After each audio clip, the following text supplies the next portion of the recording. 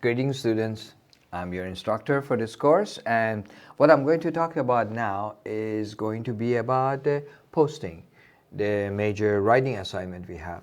First of all, the good news is that years ago I switched from a very long paper to these postings, and then the postings started having more of a structure and making making it more clear for students based on a more organized instruction. So in the last several years, as I mentioned, again, I used a lot of your input from previous semesters, and of course the help that I get from course development and FCTL, Faculty Center for Teaching and Learning. I include all of those in improving the quality of my assignments. So I'm very happy to say that also nowadays the job market is doing that. Is that right? The job market is not interested in somebody just giving them, or no supervisor is interested in you giving them a I don't know, a 10-page, 20-page, report about something. They want things short and sweet, right to the point, okay? So the posting that we have basically like 5 major sections, which is preparing you, first of all, for a much larger version for an academic paper from one side, and then also shorter, what we call debriefings for, political debriefing, diplomatic debriefing, security debriefing, even business debriefing, okay? So what is the structure of a discussion posting? Before I get to tell you about the description of it, I just wanted to tell you that I have provided really a lot of support material right there. Yes, there is a page that says guidelines for discussion posting. Yes. And it has a nice list. It tells you the do's and not, taboos for that, okay? But in addition to that, I also have a very clear rubric for it, okay? The rubric starts by saying what point you can earn from what activity. If you don't submit it, you get 0.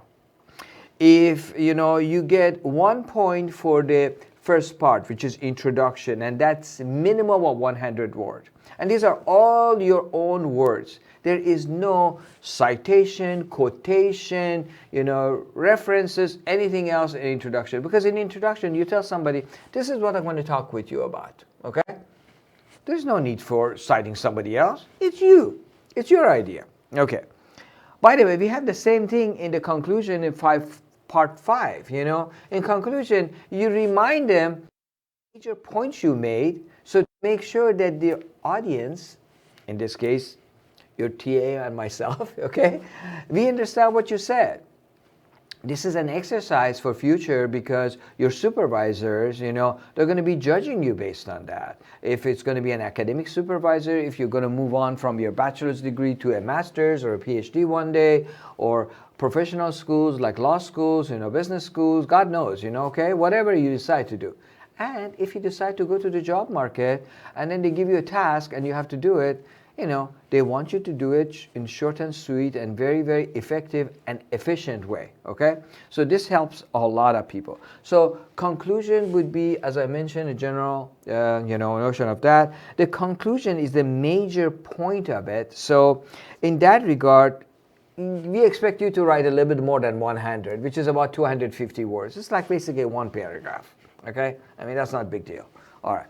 So again, just like the introduction, in conclusion is 100% of your words.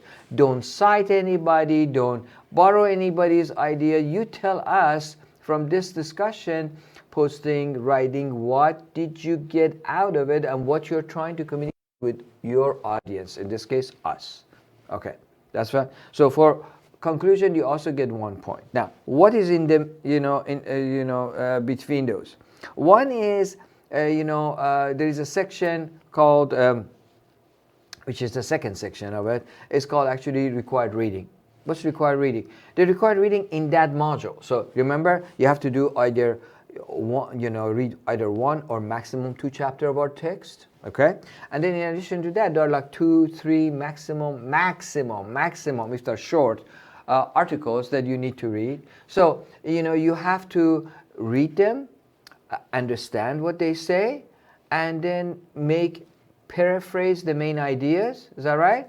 Cite it Like for example, let's say the first article is from John Smith, okay?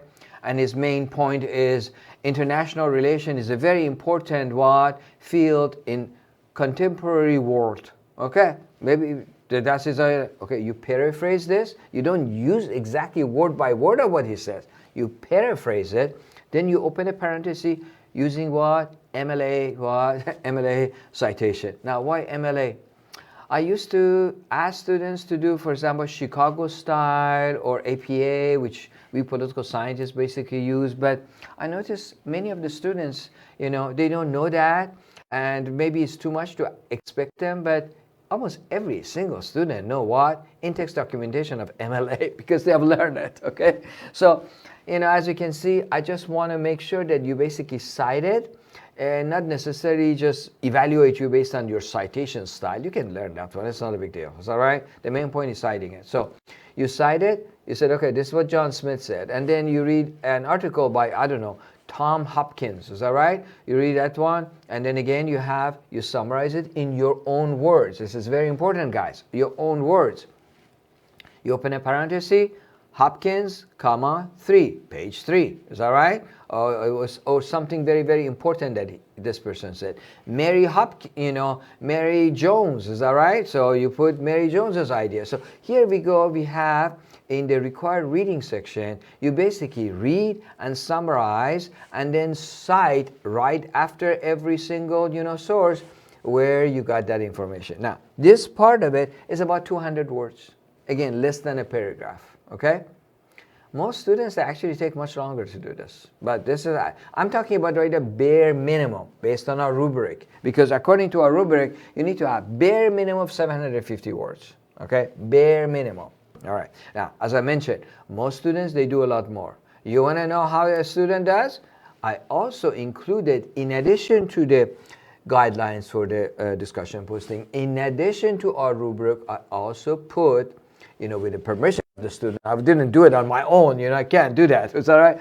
One of the former students permitted me to put, his posting from semesters before. Okay. I got the permission. Of course, I omitted, his name and everything. And you can see the writing of it. It's very simple.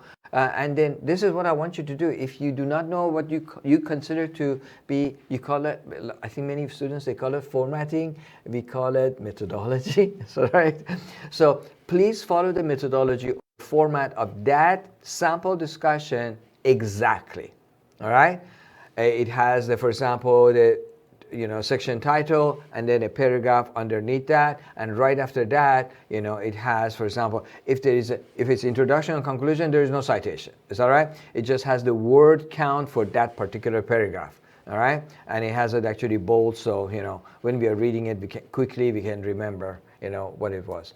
And then after that, you go to the section about required reading, and then you summarize, as I mentioned, and paraphrase, and then cite each one of those sources. You have to do it. You don't do even one, this would be considered incomplete, because when the job is incomplete, you can't get the 1 point for it. So please do it, all right?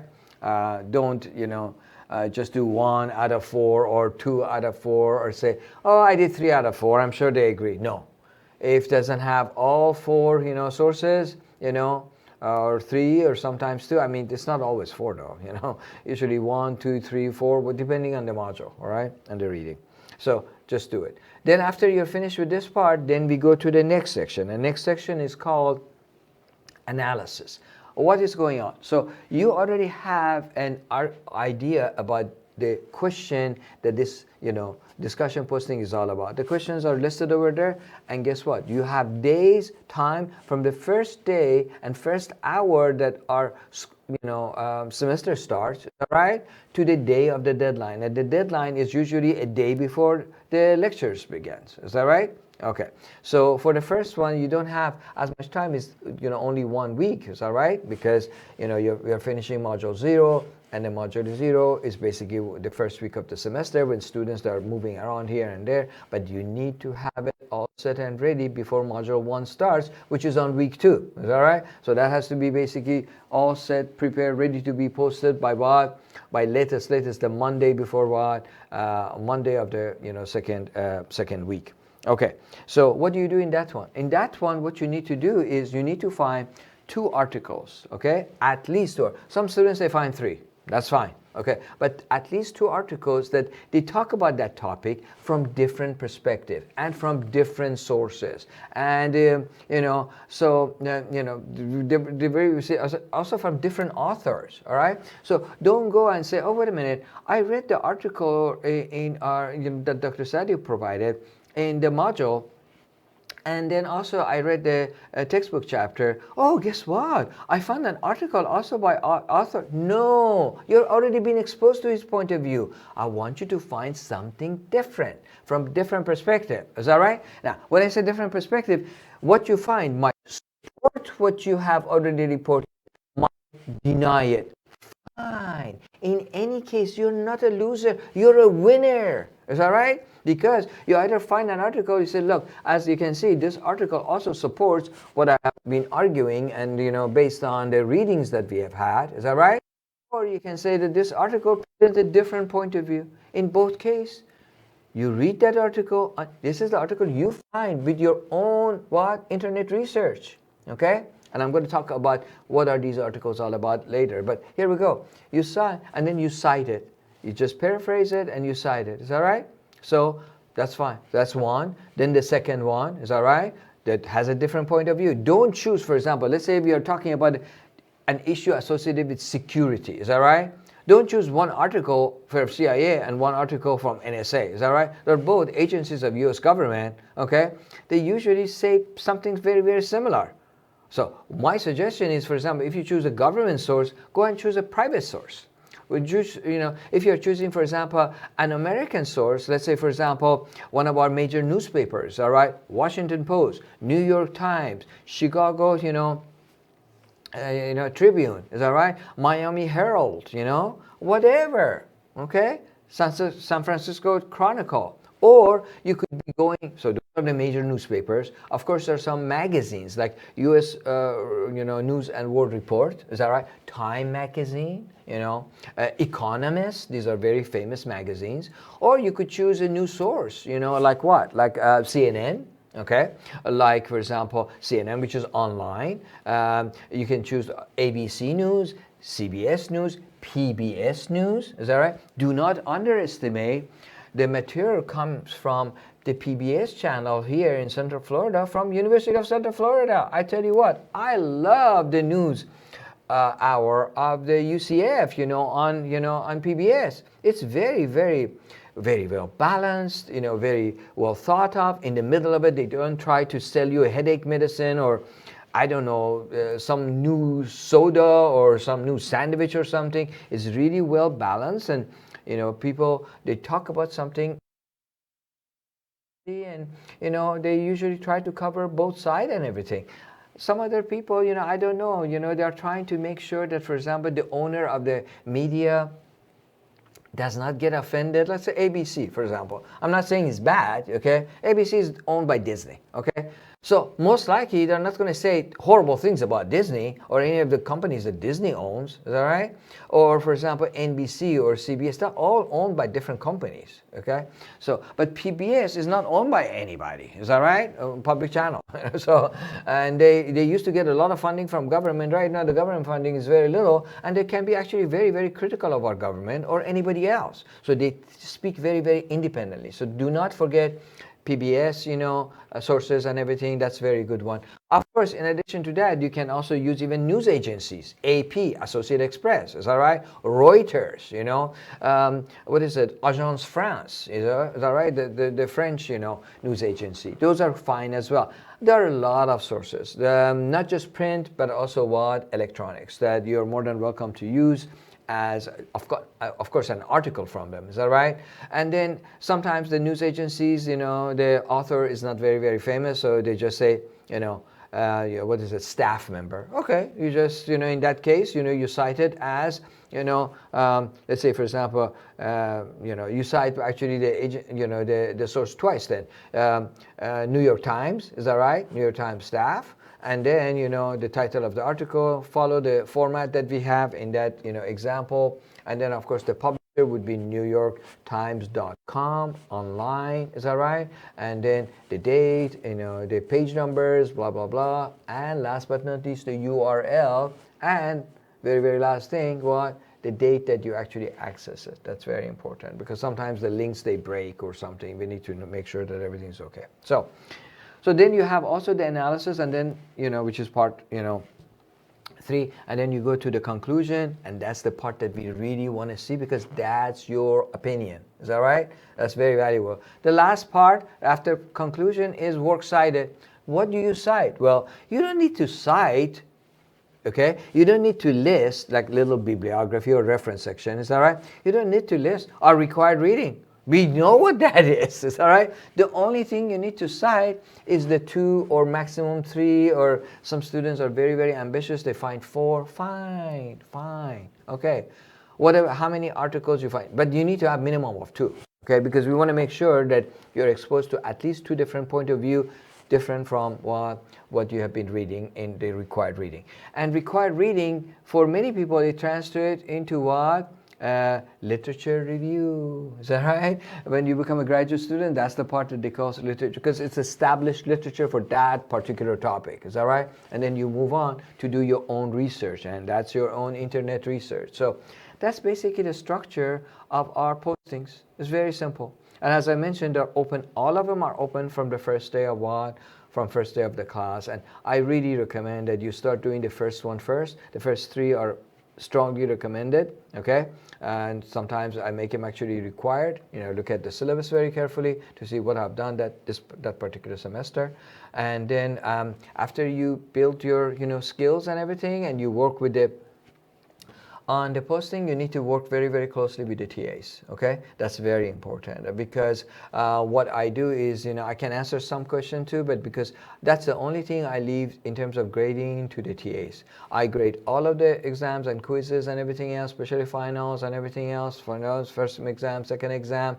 I put all the material over there. I put the lecture material over there. I put the PowerPoint. I do everything else. So I'm so busy. And this is such a simple task, is that right? So I usually allow my TAs to what? To guide the students. If you communicate with the TA, I'm going to send you messages about this ahead of time, the TAs would be more than happy to help you. But don't wait just an hour or 2 hours before the deadline. It's not professional, is that right? Just say, oh, Mr. So-and-so or Miss So-and-so, would you please help me with this one, They can't do it. You know why? Because you're not the only student. There are at least another 60, 70, 80 students in our class. I'm teaching 3 courses in fall, 3 courses in spring. Can you imagine? I'm teaching about somewhere between 200 something to 300 students every almost semester. All right, every spring and fall. And then their job with me is not the only job. They actually work with other faculty members too. So they try to be fair to all of the students because they're students themselves. They're usually PhD students, sometimes, in exceptional cases, sometimes they're master's students, So they try to do the best. So last minute, connection with them is not professional and it's not fair, okay? Contact them 2-3 days before and send it, and then say, hey, I by the way posted it. Could you take a look at it and see if this is, meets all the required criteria or something like that. And then that way, hopefully they give you a comment, you revise it before the deadline, and guess what? Then you can make sure that you get a perfect score. It's that simple. But please, as I mentioned, in addition to reading the guidelines, this is very important, guys, okay? Pay very close attention to what the rubric says, because that's how we do the grading. We don't grade somebody based on their opinion. And don't try to constantly agree with me and your TA, all right?